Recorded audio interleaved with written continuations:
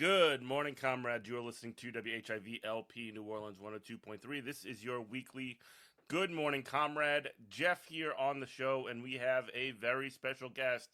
He is particularly a little bit worse for the wear, because of the historic Knicks victory. First time since 1973, the Knicks have won the NBA Championship. Soldiering through right now is Kareem Elrefai. What's up, my Hey, man? thanks so much for having me on, man. No, yeah, I'm physically, I'm not so great, but spiritually, everything is right in the world, man. It's a good time to be in New York City, let me tell you. Mm-hmm. Yeah, and you know what? Too, like, as a wrestling fan, I will say this: the heel work that Wemby did this entire series, just like getting the crowd to absolutely hate him at every single stage, I respect it, man. He was basically like Gorgeous George out there. No, truly, it was crazy, man. Like I was shocked by it because like going into the series, everybody was all like, oh Wemby, he's like a gentleman and a scholar. Like here he is reading grammar, like he's reading in the park and like, he goes from that to like like Public Enemy #1 in New York Yeah. City. Like it was unreal, like how bad his reputation got, and like we had a lot of fun shouting at him, through the TV in the streets of. I was in Williamsburg for the championship last night, so streets of Williamsburg lit up, anti-Wemby, pro Knicks. It was awesome. Yeah.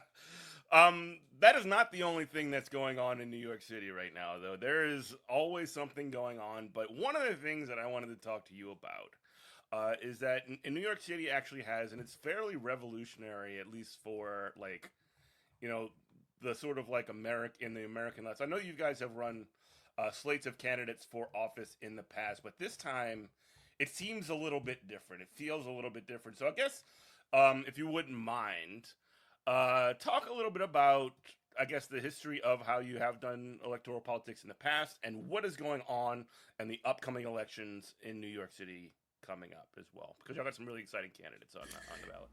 Yeah, it's a really good time to be a socialist in New York City. I mean, it's I think represented. It's representative of the fact that I think we've put in a lot of work over 10 years as a chapter to build what is like functionally becoming an electoral machine. I think we're always trying to expand our reach further. Like I think we've built a pretty strong, self-conscious democratic socialist base, within the commie corridor, as it's called. And I think, this cycle is our first attempt to kind of break beyond, our kind of traditional base and into places where we think that socialism will be popular, but we haven't previously had, a ton of electoral success. So this is our biggest slate ever.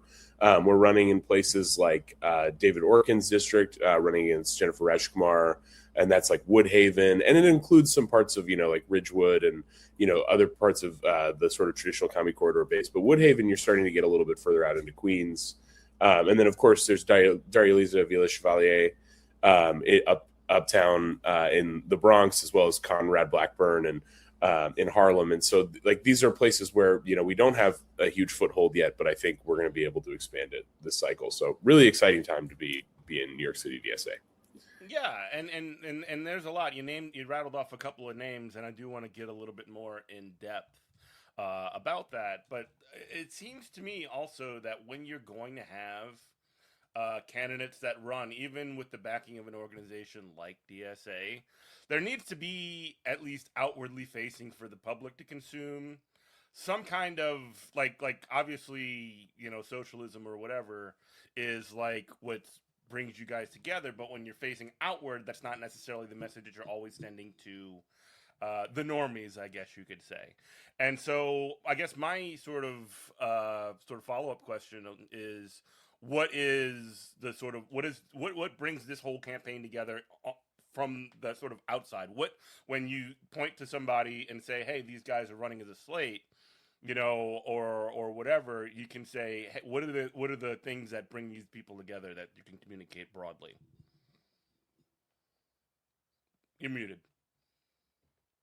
Apologies. I wouldn't discount the fact that like the sort of democratic socialism of it all as being kind of a uniting factor has Mm-hmm. like I think that's actually been something that we've been able to project outwardly to the public. And I think Mm-hmm. honestly one of the big goals that I think we have for this cycle is that we would be able to walk out, with people kind of understanding DSA and DSA members running on the Democratic Party ballot line as like a substantial, change from the status quo, like representing kind of a level of political independence and, like different trajectory for what's possible for politics. And so I think like we're trying to lead front foot with the idea that it's like, if you like Zoran, you like DSA. And if you like DSA, like maybe, you can have a hand in politics too.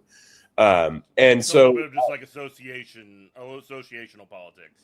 Yeah, I would say so. And then I also, but I think the I would say like the sort of binding force between all of our races, it's a little bit different, I would say, at the state level versus the congressional level. At the state level, like, I think it's a pretty clear message, right? It's like, Kathy Hochul does not want to tax the rich. And if we're going to deliver on Zoran's agenda, then we got to elect this slate of, insurgent candidates, send all of our incumbents back and, create a block in Albany that's impossible to ignore, that we're going to raise taxes on the rich.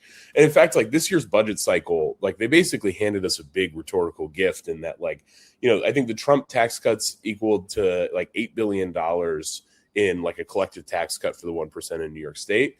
And Kathy Hochul then had $8 billion with which she could raise taxes, and these people would still pay the same as they did last year. Yeah. They could even raise $6 billion in taxes, and they would still get a $2 billion collective tax cut, right? So, like, when we go to the doors for our state level campaigns, I feel like it's really easy to connect it to, like, if you love Zoran, this is what it's going to take to get that agenda done. Like, what are you going to do to make that happen? Vote for these people. At the congressional level, I think it's a little bit different in that, like, I think we certainly want to be, talking about being allies to Zoran, which is certainly true. And, we're really happy that Zoran has endorsed both Daria Lisa and Claire Valdez, who are both of our congressional campaigns in New York. They talk all the time about being an ally to him in Washington. But I think, when we start projecting federally, I think we want to be taking a bigger look at politics to say, like, the Democratic Party has basically been ineffective in its attempts to stand up to Donald Trump. And Democratic leadership has totally whiffed. It's unbelievable. And so I think, like, having people like Claire and like Daria Lisa say that they're willing to, withhold or at least really strongly consider, what it's actually going to look like to vote for Hakeem Jeffries to be Speaker of the House. Having them take really strong stances against the genocide in Gaza. In Daria Lisa's case, like, she was an encampment organizer, and was really strongly protesting the genocide in Gaza. And Claire was a day one, protester and, called it a genocide before basically any other elected official did in the state of New York. And so I think we're just trying to project a different vision for what, like, the horizons of federal politics can be. And so I think, like, the binding glue for all of it is democratic socialism, and then the kind of particulars of why it matters at different levels will kind of vary depending on what level of government they're running for. Yeah, and that would even be, so the idea of withholding votes for something like the speakership of somebody like Hakeem Jeffries, that would even be somewhat revolutionary, I should say, even for progressives in Congress. So, like, AOC has sort of demurred at the idea of doing what you said, at withholding the vote and holding leadership accountable. Chris Rabb, who was just elected in Philadelphia, very recently in an interview said something very similar to that, a similar effect. And so if we have people running on the idea of getting, essentially challenging the leadership, that calculation that they're making of, like, oh no, leadership's locked in, that changes significantly if you have people getting elected on an almost explicit, like, throw the bums out kind of deal. Yeah, totally. And like, it's, I think, I think for like the sort of first wave of people that we sent, I kind of can understand why they balked in that, like, they No, were in a really it, tough it, position it on an wasn't it island. wasn't it wasn't so much a critique as it was just a No, statement of totally. where they're at. I absolutely agree. And like, I think it's just like, now that we are like sending reinforcements, I think it becomes a lot easier to stand firm when it's like, not 100 or one person versus 215, 218. It's one person, or like, it's 10 people, it's 15 people versus 200. Right. And obviously the odds are still stacked against us. But I think we've seen on the Republican side what a group of 15 organized congressmen can do to kind of gum up the works of like the status quo. And so obviously they're evil, and they use it for nefarious purposes. And hopefully one day we'll be able to do what's necessary to hold them accountable. But like, I think we can envision a politics that works for working people, that is challenged, or when we challenge the status quo by like, basically targeting Democratic leadership in this way. And I think the demand feels really clear to me too. Like going into this congressional cycle, like, and hopefully Democrats do take back the House, and we're talking about leadership elections. When this happened previously, and like force the vote was on the table, I guess I didn't always find the demand to be that clear. Like I kind of get like, okay, we'll have a vote on Medicare for all, but like this time it feels really clear where it's like there's a active genocide in Gaza right now, right? And it's like you need to block the bombs on the floor. Like you need to like put a vote on funding Iron Dome on the floor, and like if they vote against it, that creates easy targets for the left and whoever's people of conscience to stand against it. So I think there's a really big opportunity that like has really engaged the public, and I think we can do something with that. And just to sort of like at the risk of inviting the vampires into the house, I'm talking about force the vote again. There was also not a very clear like alternative when there was this sort of like cockamamie scheme to like we're gonna withhold our vote for Nancy Pelosi and for Speaker of the House, and like okay, then what? Like who are you gonna put forward? Do you have any kind of idea of like what and this is probably not a question for you because you're not going to be elected to Congress, but like it's definitely something if we could start to think about if we ever do get into the position where you can essentially have that leverage to put together, like having an alternative plan is absolutely necessary to have to essentially even have a credible threat to withhold votes in that sort of situation for somebody's leadership position. Totally. And, I think there's a lot of really impressive Democratic Socialists and even progressive members of Congress who I think have the resume and have the tenure to start to be more serious contenders for those things. I don't feel like I'm in the place to say who that would be. No. But I think we are like, this is like the kind of the long-term beauty of getting organized is that it's like, the things that seemed impossible 10 years ago start to feel within reach. And like, I mean, if I had to like summarize the last, like, I don't know, year of my life, like that would be like, maybe like the one sentence that summarizes it better than anything. Like, and, I mean, that's the New York City DSA project is like, you win one and then you win three and then you win five and then suddenly you win the mayor, right? Like it takes a long time to kind of build this sort of thing up. But, I think like when we're talking about Congress, we're talking about leadership, we're talking about, just kind of challenging Democrats and, fascist Republicans at every level of government. Like it's a long-term project that we've got to invest in. Exactly. Like I definitely, and I still have brain disease and I still like post on Twitter sometimes, and you'll see people, they'll say like, oh yeah, we have, AOC and the squad in Congress and nothing has changed yet or whatever. And it's like, we're talking about one of the most like powerful establishments that has ever existed in the history of the world. Like we're looking at empire at a degree. We just got a trillionaire in this country that was essentially a product of the system that we currently have. And like there is progress in the right direction. It's going to be slow. It's going to take a long time, but in order to like even evaluate this, this project effectively, it's one of those it's not like one of those plans that is measured in centuries, but maybe it's measured in decades, right? Yeah. I sure hope it's not measured in centuries, because I would like to be around for the fruits of our labor. But if not, I hope that we can pass the baton. But yeah, no, I know exactly what you mean. Like it's something that is really. If AOC and all these squad people were like one and done out of Congress and it was over, that would be different. But like they're then in there and there is progress. There is sort of like a change in the political trajectory. I'm sorry to interrupted you, but like you're seeing, and I'm not gonna like you're seeing Abdul Al Sayed become almost. Well, he's not the nominee for the Democrats yet, but he's running on a campaign, a platform of Medicare for all, and he's got incredible credibility for that. You're seeing Graham Plattner, don't throw eggs at me or whatever, but like in Maine, who's basically running a critique of Israel campaign, essentially what is not exactly like an entirely anti-military campaign, but he's also running on Medicare for all, and he's running on all these, like essentially the Bernie platform, and then even like to somewhat of a lesser extent, because the MFers got to get behind Medicare for all at some point, James Talrico in Texas, like he's running on what is essentially a progressive message, and it's like one of those sorts of things where you're seeing that not just in New York or not just like some of these, like this is Senate races. This is the United States Senate. Yeah.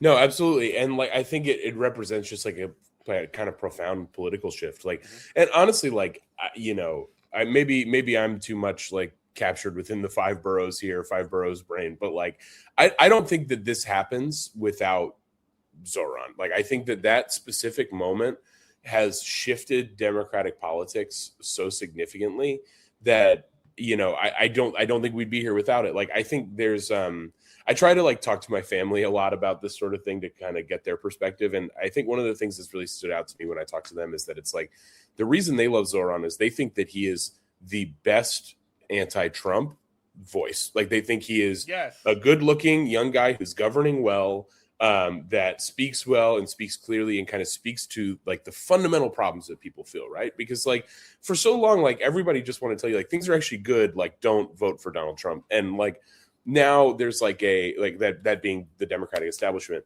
And like now there's like with Zoran's campaign and like the focus on affordability, like there's like a recognition that it's like things are bad, like things have gotten much worse in this country, like everything's AI slop now, like you can barely afford your rent, groceries are $1 million, and I'm gonna do something to fix that. And I think people like the sort of front foot forward, like acknowledgement that things have gotten worse, acknowledgement that like there are monsters in the world and like we have to do something about it. And I think like so anyway, that's all to say, like, I don't think that these Senate campaigns, I don't think that this wave election happens without kind of like a fundamental reordering of Democratic politics around like what we accomplished in New York last year. Yeah. And like, just to sort of like draw a couple of lines under what you're saying here, like your aunt who was like, the Bernie bros are going to ruin it for Hillary or something like that. She's now like Zoran's awesome. Like all of these, like middle-aged, Totally. and older women, and like this sort of group of people that typically would. The I Have It podcast is like a perfect example. Like a lady from Oklahoma who is just like an interior designer and just like has always been like a vote blue no matter who Democrat. It's just like all of a sudden decided that, oh, actually, you know what, we can't just like be blocking punches forever. We actually need to start throwing back, and like that is an opportunity. And when you mention that, we need somebody, you have somebody like Zoran, and he's sort of viewed as the alternative, or like somebody who's actually going to fight back. You compare that to Charles Entertainment Schumer in the Senate, or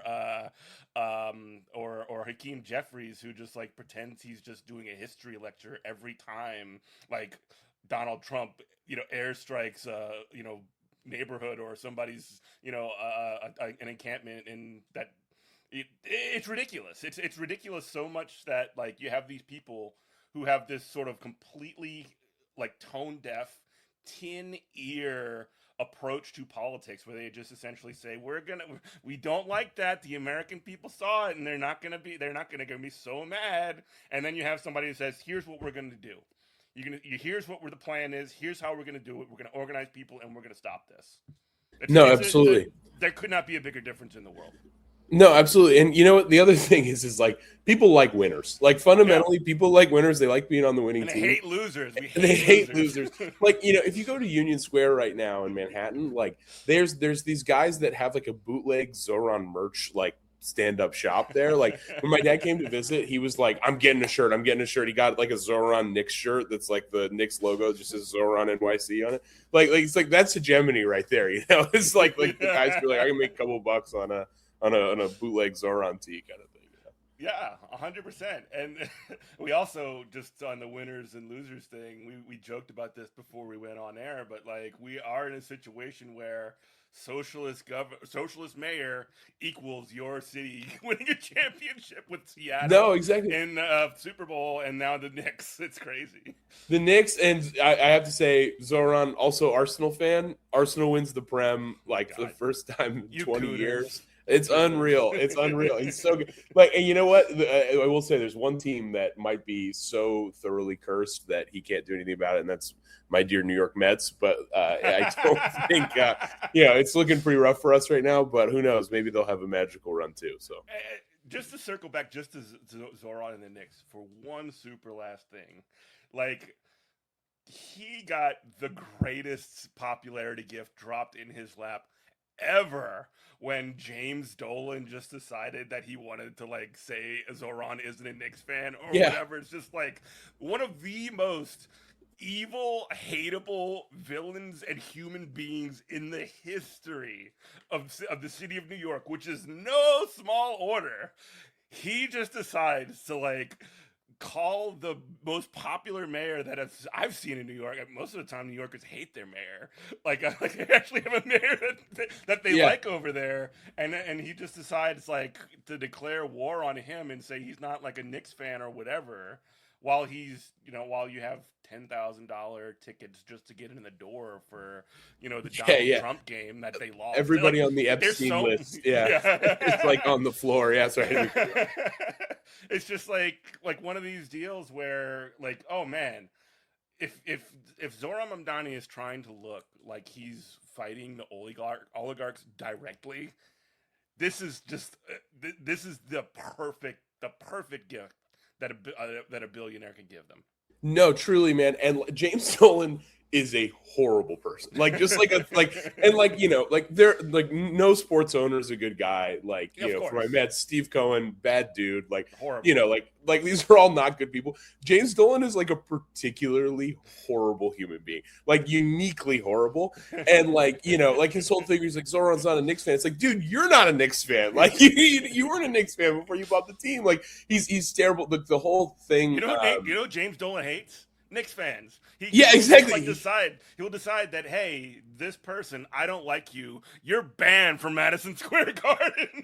Yeah, and they're using the whole facial recognition thing with AI to the story about what they did to that poor woman where they followed they tracked her into the bathroom and out the concession stands. It's just like cartoon villain stuff. Just because people want to go to a basketball game, they're these are the people paying for your product and you're harassing them. What a freaking, he's a freak, man. Yeah. But anyway, yeah. And it really and it really challenges the question. Sorry, super last thing for me on this, I'll let you finish, but it also brings in the question of sports is something that people love, that people get into, and the question becomes, who does the team? Because if you ask any New Yorker, this is our Knicks. We love the Knicks. We love this team. This is everything. But then you have a billionaire who's basically trying to make it seem like that's his, and technically, literally, he owns it. So, at this point, you're actually put in a situation where it is the people versus this one piece of crap. You know what I mean? No, totally. And I think it's interesting because in a lot of ways they do function as a public utility, right? These are sort of icons of the city. Mm-hmm. But then in an instant, the rich owner can just decide we're picking up shop, we're moving, elsewhere. Look at the Nets, right? There are 12 Nets fans in Brooklyn, right? And that's because all the Nets fans are in New Jersey, and it's because they're oligarch owners said like, yeah, like exactly. They were like, we're picking up shop, and so now like they've totally destroyed their fan base just to like have a shot at like being in the city. Like, what about the people who grew up with that? Like, what about the people who like grew up around the corner from it? Like, I'm a strong proponent of publicly owned like sort of sports teams as a publicly owned commodity. And like this is one of my crackpot ideas, but I stand by it, is I believe every town over like 75,000 people should have like a state required like minor league baseball team. Like it should be owned by the city, and like but yeah, no, I totally know what you mean. Public sports. I Really also quick, think that like if you had this public sports structure, just to make it even more cockamamie, like you would have a promotion relegation league like they do in like European soccer leagues as well. So your 2-bit little team in Hoboken, New Jersey, or wherever the hell, can become like the Major League Baseball champions. Yeah, totally. Like no, it's a little grit. Yeah, totally. No, I will say really quickly. Last thing on this is in terms of like making it for the people and like little things about kind of making government work for everybody. There are these big like Link NYC I don't know what you call them, obelisks like that are around the city. They're like these big screens that like have like subway times, the weather, maybe like scores from various sports kind of thing. Then they just kind of circle through it. Yeah, and it's just like these big like stands in the middle of the city. I'm still burned out from last night. I can't the word, but no, it's kiosks. It's basically the kiosks. Yeah, and they Zoran put the games on the kiosk. So when they said you can't watch it outside Madison Square Garden, he's like, all right, we're bringing the game to you guys, man. And like that's just like people can't imagine the city working for them even in like little ways, and like finding like just little ways to be like, yeah, like the Knicks are for you, New York, like go out and watch it on the Link NYC. I didn't quite do that, but last night we couldn't find space at a bar. There was a deli on Bedford that pointed their TV out to the street, and so we just stood on the street, and everybody was like brown bagging it, and like like go watching through the window. It was awesome, man. But yeah, anyway. Yeah. All right. Well, you are listening to WHIVLP New Orleans. This is Good Morning Comrade. This is we have Kareem joining us on the show today, and I actually want to circle back to the New York City slate. Because I want to talk maybe a little bit more explicitly about some of these individuals. Maybe we can, talk about a little bit of their backgrounds and, that. So first off, I see we have Claire Valdez, who I think she's an assembly member currently. She has what is up with the frames on like all you guys? Because everybody that wears glasses in the New York City DSA slate has like differently cool glasses. She's got like that's right, yeah. These like Trotsky glasses almost. You know what I'm talking about? No, yeah, I do. That's the Bushwick Ridgewood special right there. Yeah. That's how you can tell Claire's really of the district is those glasses. Yeah. Anyway, tell us a little bit about Claire. Yeah, so Claire is a superstar. I love Claire. I've been a field lead for the campaign, and it's been a really exciting race, and it's been so much fun to talk to people. She's a union organizer, and we she was an NYC DSA member, was a labor leader in UAW, and it's just like those kinds of qualities just kind of made her a really excellent candidate. And I think when we sort of take a long view of the project of New York City DSA, like Claire is almost like the ideal like end result of like what we have built, where it's like you take somebody who is honestly just like a regular working person who found strength in their union, found those kinds of organizing fundamentals, and decided to take that power into the state level, right? And so like we elevated somebody who was from the ranks of our membership, from the ranks of the labor movement, and she's been a champion for her district, and I couldn't be more proud that we're running her for Congress. I think she's the best person we could have run, and yeah, she's exciting, and I think represents kind of the best of NYC DSA in a lot of ways. Cool. Yeah, it sounds great. And union organizers always good to have that perspective because they know how to organize people and they know how to talk to workers. So that's a great thing. Absolutely. Daria Lisa Avila Chevalier.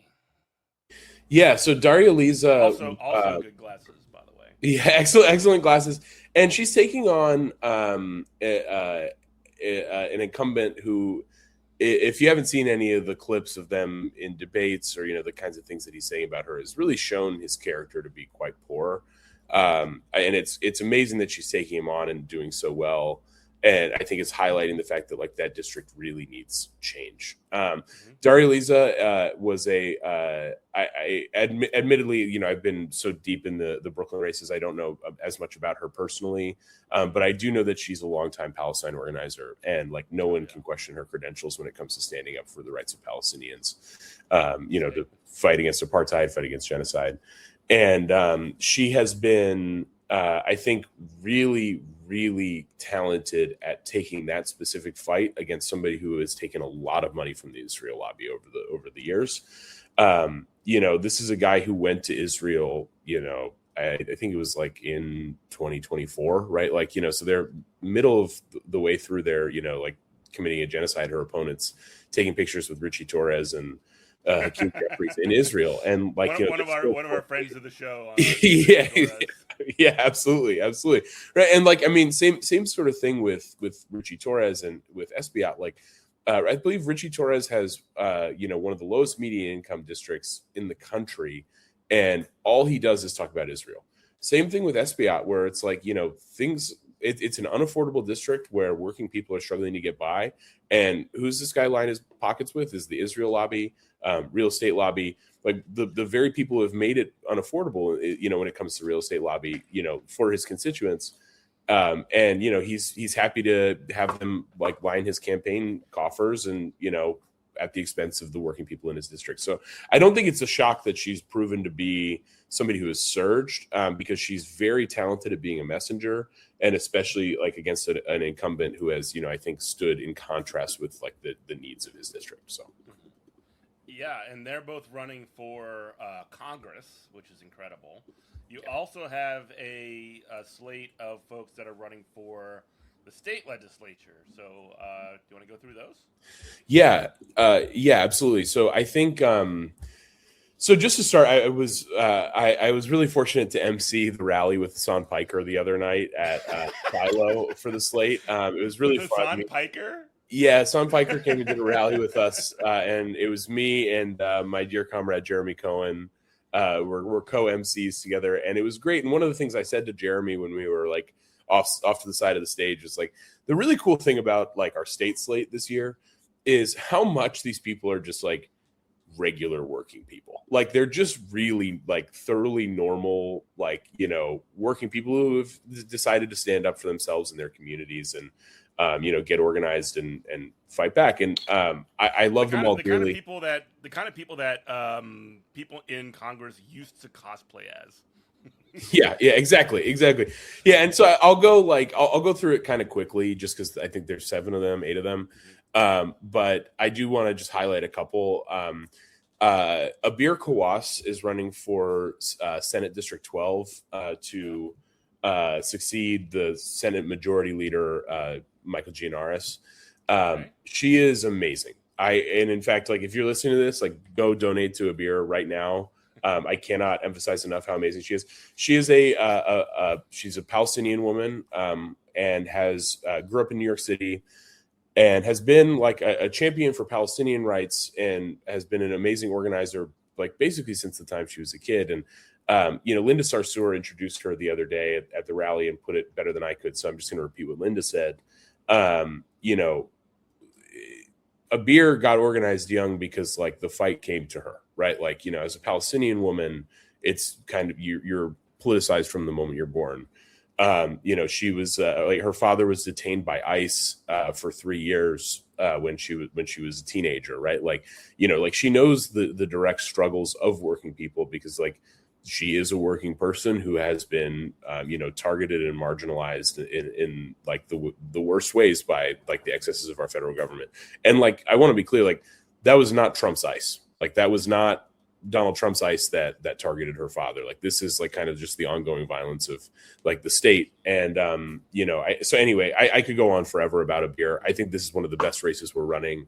For me, like, as an Arab, like, seeing like us put forward a Palestinian woman like this, it just means so much and represents kind of the best of our project. And so I can't say enough about Abir. Shout out to Linda, by the way. Yeah, shout out Linda. Yeah, no, and she was amazing. She was a great speaker, and it was really cool to hear from her and have her speak about Abir. She's been some other ones for a long time, and people like, yeah. a lot. Like, I want to just take a second and just say, like, she's somebody that's been holding it down for a long time, and she gets a lot of crap from liberals for no reason, and I've never seen her get negative about it ever. Like that's so like I respect the hell out of her. No, totally. And the amount of like self-confidence it takes to know that like you're just doing the right thing and people can say what they're going to say about you. It's hard to, I think, stay like a joyful warrior and not become totally embittered. And, I think it shows like a deep resilience that I think is pretty common in the Palestine solidarity movement. Yeah. She deserves a freaking crown or something. You know what I mean? Like, no, 100%. Also on the list, the other people I just really quickly want to highlight, David Orkin is running in Woodhaven, Ridgewood. I'm trying to remember what the other neighborhoods are that he his district covers, but he's running against Jennifer Rajkumar, and I don't know how much she is a known quantity outside of New York State, New York City, but she was a very close Adams ally, and she's just kind of known to be somebody who engages in like very petty corruption and just like blatant acts of disregard for the public interest. And in the case of her getting on the ballot, she was caught forging like hundreds of signatures in order to get on the ballot. David's campaign sued. It ultimately got thrown out, unfortunately, because they had to basically prove that the campaign like had intent to forge signatures, which is a really hard thing to do. Yeah, but whether or not she was like, hey, let's do it, hundreds of signatures were forged, which I think just kind of shows like the way that kind of level of like disregard for the public interest has like permeated its way through her campaign. And also, I'm sorry, but do you think that standard would apply to an upstart that was running against her? It's a great question. I think not, Yeah, no, I also am skeptical of that sort of thing, and I think in a lot of ways power begets power, and that's why like challenging these people is so important. And her opponent is David Orkin. David is a labor attorney, immigrant rights attorney, great guy. I think just like one of my favorite people on the slate. Like I think he's just personally very charming and very, very funny and very likable. I think like if you're taking on that level of corruption, sometimes you just need a lawyer to take out the trash. So I think he's really well positioned to do it. And I think that's definitely a race to watch. And I also want to shout out Conrad Blackburn running in Harlem. This is a really difficult race, and I think it's one of our most exciting ones in a lot of ways. Conrad also comes from the labor movement. He was a UAW shop steward, and he was recruited to run by DSA and UAW. And he's challenging basically like the son of the Harlem Democratic machine, which makes it a really, really challenging race. But I think we're projecting kind of a new vision for Harlem and kind of proving that like the status quo politics are not working for people, like where they're being priced out, where like Harlem is kind of losing its roots. And I think Conrad really speaks to that very effectively. And I think as a labor leader, he's done an incredible job pulling together a campaign against a really tough opponent. For the others, it's not that I don't love them. I just really wanted to highlight those folks. Samantha Catan is running to succeed Claire Valdez. So Claire had to vacate her seat to run. Samantha's running for that seat. Excellent DSA member, housing organizer. Can't say enough nice things about her. Christian Celeste Tate is running in Bushwick. He is a community organizer running against Eric Delon. So Eric Delon, the incumbent, his father was a longtime machine leader in in Bushwick as well. And Julia Salazar, who was the first NYC DSA elected, knocked him off back in 2018. 2018. So this was a 2017. 2017. I remember when Julia Salazar was just a poster on Twitter. It was awesome. Yeah, totally. She still loves to post. That's the beauty of DSA, man. You know. But so we've already taken out one half of this dynasty, and I think this district is really strong for us. And I think Christian is a great candidate, and I think he's going to do very well. We're really pulling for him. Ian Huntley ran against what's her name, Stephanie Zinnerman last cycle, and he lost by I think like 250 votes. He came really close. Stephanie's base is basically the real estate lobby. Like nobody takes more money from real estate hardly than her. And I think this is a district that's very strong for us. Ian is an excellent candidate. He's a really compelling person, and I think he has what it takes to bring change to that part of Bed-Stuy. And finally, from our insurgents, Iapa Zari Tupac is running in Lower Manhattan. So that's Lower East Side, Chinatown, Two Bridges, and like the tiny bit of Brooklyn, like just like across the river. Iapa, amazing district. Yeah, it's a tough district, but he's got the backing of the labor movement, which has been a really amazing thing to see. Like if you go to his website, you'll just see a list of endorsements of labor the whole way down. Labor believes in him. He ran previously and lost, and so I think this was an opportunity to challenge again in a district where we have built a base, and I think knock on wood, Iapa will be successful this time around. Cool. And last one I should mention as well. Deanna Moreno just ran for and won in a special election to fill the seat that Zoran vacated in the state assembly when he won the mayor's race. So she's technically an incumbent, but she only within the last few months, and so she's still kind of a part of our challenger slate. But I think she's going to do great. She's an amazing speaker. She's just so compelling. I will say just briefly, it's amazing that this district, for whatever reason, people are always oh, AOC is a generational communicator, Zoran's a generational communicator. I'm telling you, there's something in the water in Astoria. There's something in the water in Queens where AOC, Zoran, and Deanna are all coming out of this area and just are some of the best communicators I've ever heard. So I would say that if that's the case, if you're getting several people from a certain place that are generational communicators that keep putting it, that tells me that maybe it's not something in the water, but there's something in how people are doing things to make that possible. So I guess that's sort of how I would process that in my brain, at least. You know what I mean? Absolutely. And I mean, you certainly should not sleep on the Queens branch of NYC DSA, the electoral machine that they've built up there specifically. For a long time, this is a little bit in the weeds inside baseball, but for a long time, the New York City Electoral Working Group was not centralized. And so each branch kind of had its own electoral projects, and Queens has always been really leading the way. They've done amazing things. And I think it represents the kind of quality of their work that not only have they elected generational speakers, but they've done an excellent job recruiting. And if you look at the map of NYC DSA electeds, a lot of that Western Queens area is very, very solidly DSA. So I think that actually you mentioned sort of a structure issue and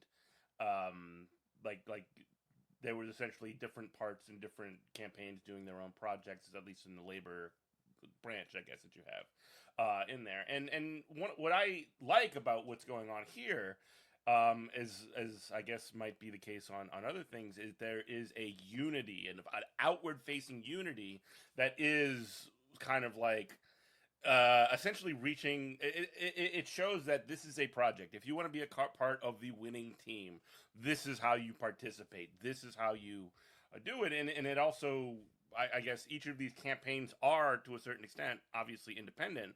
But the fact that they're linked, I think that is very, very important. Do you want to talk about that for a bit?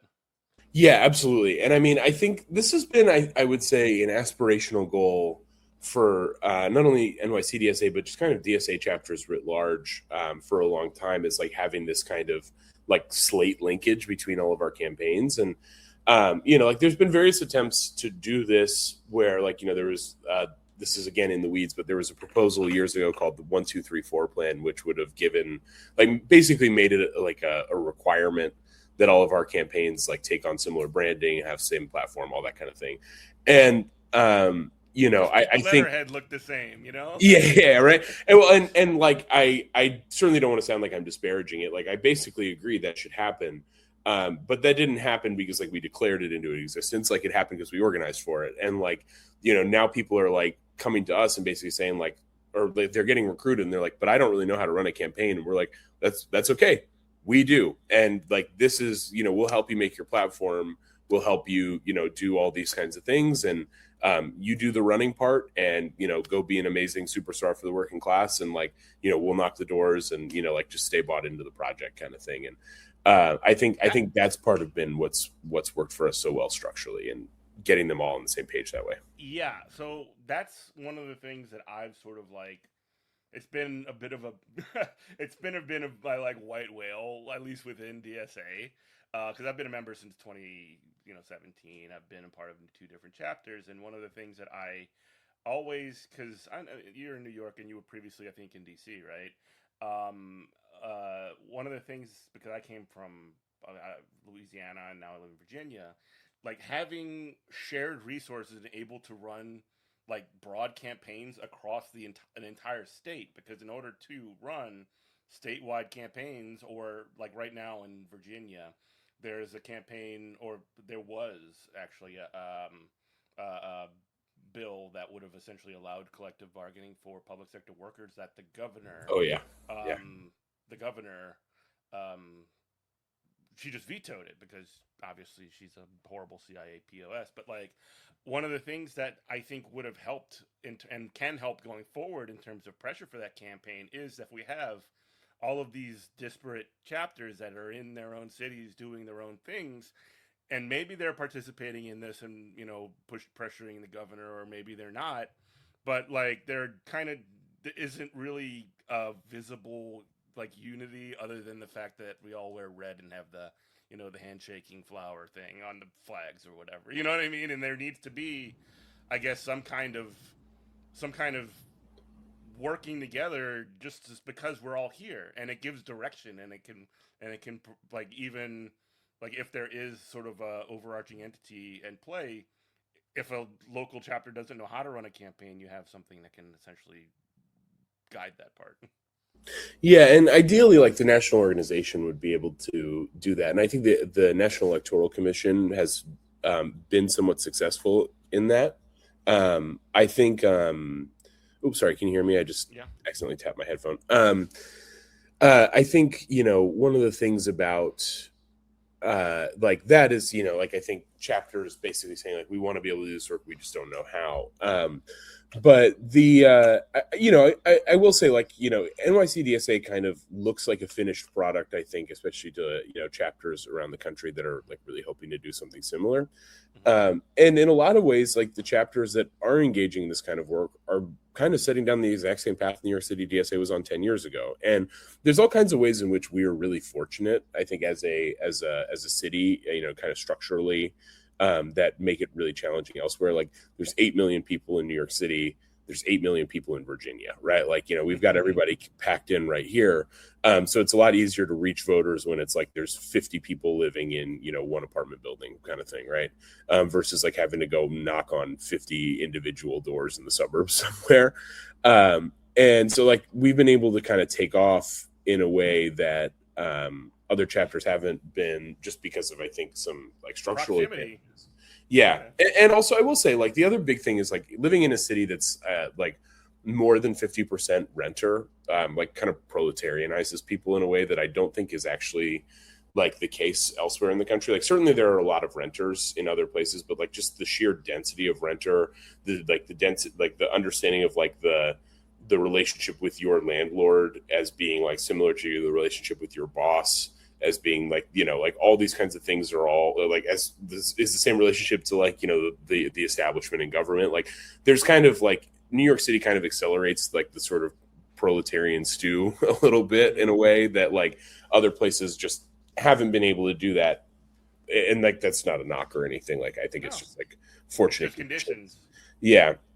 But regardless, like, when we set down this path and like we elected Julia Salazar here, or like, in DC when they elected Janice Lewis George or Lee Carter actually first, and then Mark Elrefai. Talk about Lee. Yeah, that's a real blast from the past there. But like it's like taking that first step, while difficult and while full of contradictions, sets you down the path to be able to do like what New York City DSA is doing, what Philly DSA did with Chris Rabb, what DC is going to do this coming Tuesday with Aparna and Janice, knock on wood. There are, it's tough, like, because it feels like you're just like, getting your foot in the door, and it's hard to kind of be like, man, you want me to do this for another 10 years, but like, I think it's, the answer is yes. I think it's, the answer has to be yes. Like you got to just lock in. Mm-hmm. Lock in. You hear that? Lock in, listeners.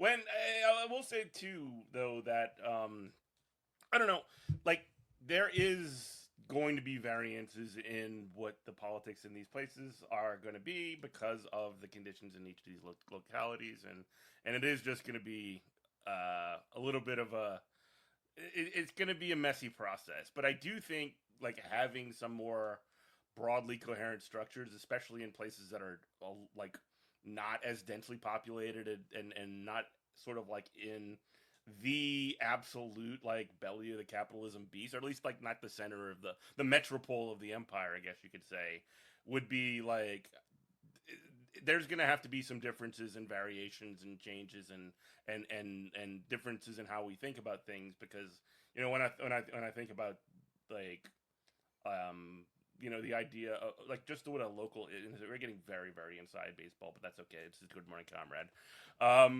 But like the fact that for a while in the organization, there was just like these chapters that would have like, 24 people that would, over a vast area.